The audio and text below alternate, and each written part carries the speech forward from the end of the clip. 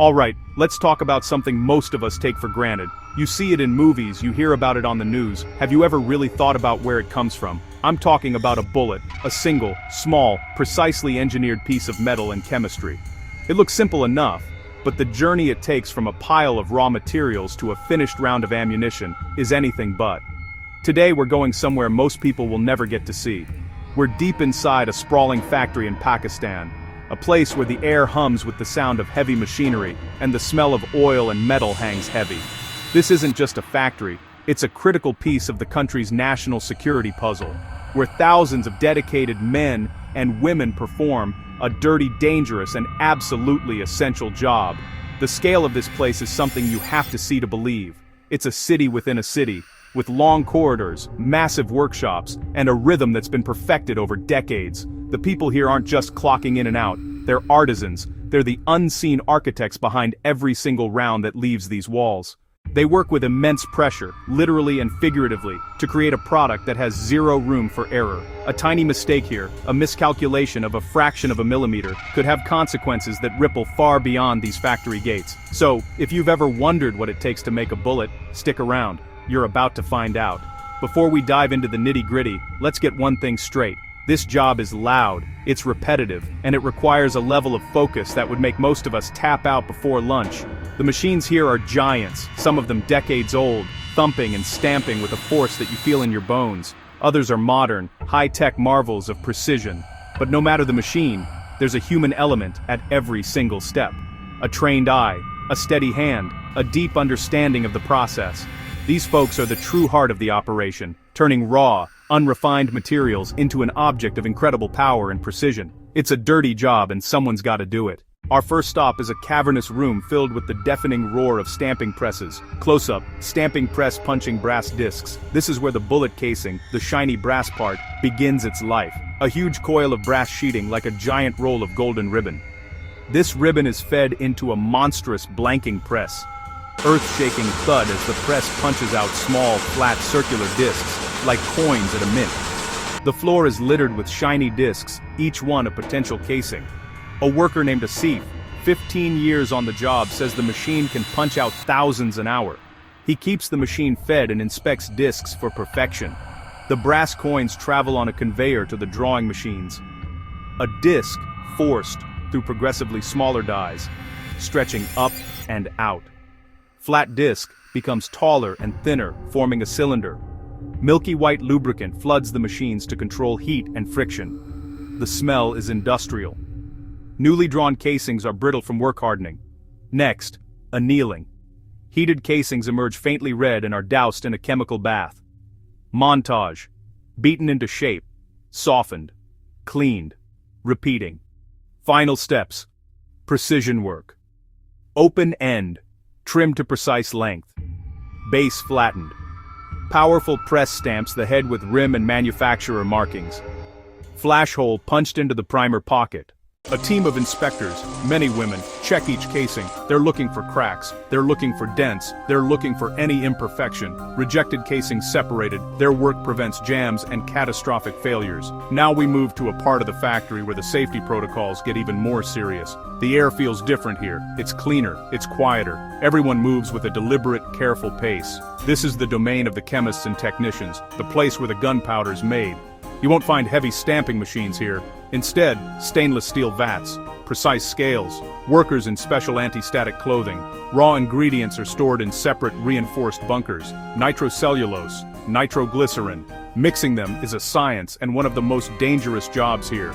The process is controlled down to the microgram. Components are carefully weighed and mixed in small, controlled batches. This isn't a job you can rush. Dr. Zara, chemist, explains burn rate matters. Different ammo needs different burn speeds. Faster burn, more pressure for high-velocity rifle rounds. Slower burn, for pistols. Mixing happens in blenders, large rotating drums that gently tumble the chemicals together. The entire area is grounded to prevent static. A single spark could be catastrophic. Once mixed, powder is formed into tiny grains, flakes, tiny spheres, small extruded cylinders. Shape and size control the burn rate. Tiny grains, huge consequences. The finished powder is then dried in a controlled environment. Dr. Zara shows a sample under a microscope. It looks like a collection of tiny, perfectly formed crystals. Beautiful and explosively dangerous. Every batch undergoes rigorous testing. Samples go to a separate ballistic lab in a reinforced building. Technicians load test cartridges and fire them through instrumented barrels. Sensors measure pressure inside the chamber and projectile velocity. Results are checked against strict specifications. If a batch is even slightly off, it's rejected. There is no close enough here. The safety of the end user depends on the consistency and reliability of this volatile dust. While the casings and powder are being prepared in their respective departments, another critical component is taking shape elsewhere in the factory.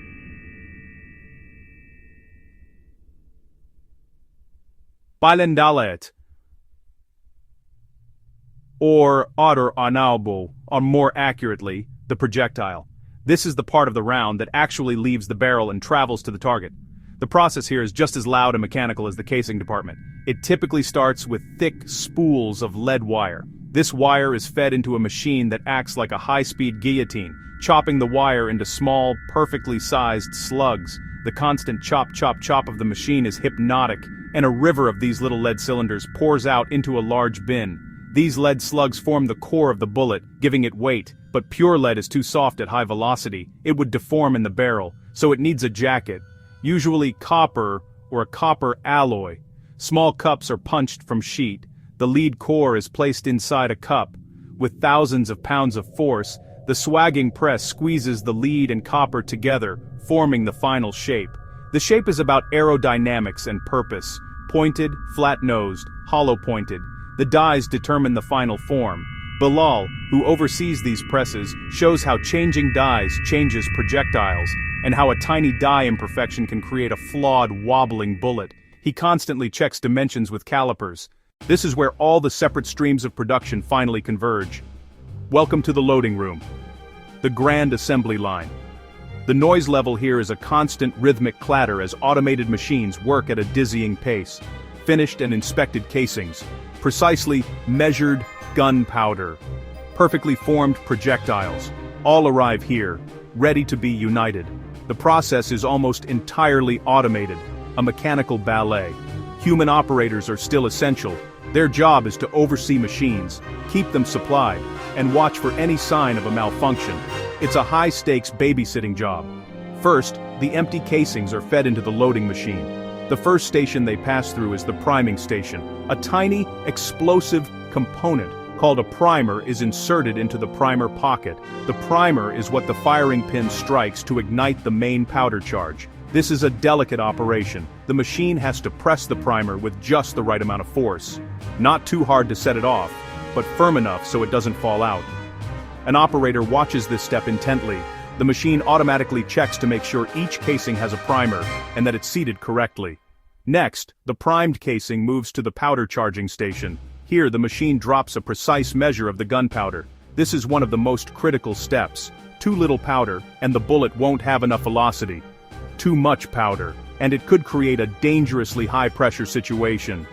The machine uses a volumetric measure or a precise scale, and many lines have a checkweigh station immediately after, kicking out any round that is over or under the limit. The final assembly step is seating the bullet. The projectile is placed on top of the powder-filled casing. Another station pushes it down into the neck to a specific depth. The depth is crucial for both safety and accuracy. The machine then crimps the neck of the casing around the bullet, securing it tightly. In seconds, 4 separate components have become a single finished round of ammunition. The completed rounds pour out of the machine in a continuous stream, a river of brass and copper, ready for the final and perhaps most important phase, inspection. You might think that after all the checks and balances we've seen, the job would be done. But you'd be wrong. Now the finished rounds face their final and most grueling test, the final inspection department. This is the last line of defense. High-tech machines and sharp human eyes scrutinize every single bullet. The first stop is a laser inspection machine. Rounds roll through a beam of light that measures overall size, length, diameter, concentricity, measured to 1/1000 of an inch, and any round that doesn't meet the exact specifications is automatically ejected by a puff of air. Even with all this technology, there's no substitute for the human eye. After the laser check, the rounds are spread out on large inspection tables under bright lights. Teams of inspectors, mostly women, visually examine each round for small dents in the casing, scratches on the projectile, improperly seated primers, any other cosmetic blemish. It's a repetitive, mentally taxing job, but the women I spoke to take immense pride in their work. One inspector, Fatima, told me, "We are the last ones to see this bullet. It must be perfect when it leaves our table." Beyond just looking at them, a certain percentage of rounds from every single batch are pulled for destructive testing. This is where things get loud again. These sample rounds are taken to the on-site firing range. Here, skilled technicians fire them from a variety of standard-issue weapons. Are they feeding smoothly, ejecting properly, are they accurate? They even test after water submersion or high heat to ensure reliability. This constant feedback loop drives quality. If the range discovers a problem, word is sent back immediately. A whole batch might be put on hold while they trace the source, a worn-out die, an incorrect machine setting, or a bad batch of components. Production doesn't resume until the problem is identified and fixed. It's relentless, but it's the only way to guarantee that every single round that leaves this factory is safe, reliable, and effective. As we walk away from the noise of the factory floor, the sheer complexity of it all starts to sink in.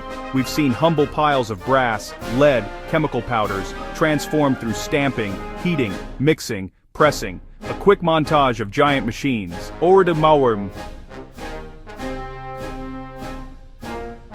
and the dedicated people who operate them with such focus and skill. It's easy to see a single bullet as simple, but it's a marvel of manufacturing, where a fraction of a millimeter or a milligram of powder can make all the difference. This isn't just a dirty job, it's a job of incredible precision. The men and the women who work here carry a heavy burden. They know that the product they make is not a toy. It's a tool used by their country's soldiers and law enforcement officers to protect their borders and keep their communities safe. This sense of purpose is palpable in every department. The chemists mixing powder, inspectors examining finished rounds. They are making a promise with every bullet, a promise of reliability. They are promising the soldier in a remote outpost that when he pulls the trigger, his weapon will function exactly as it should. It's a promise they work tirelessly to keep. This factory, and others like it, are a cornerstone of Pakistan's national sovereignty.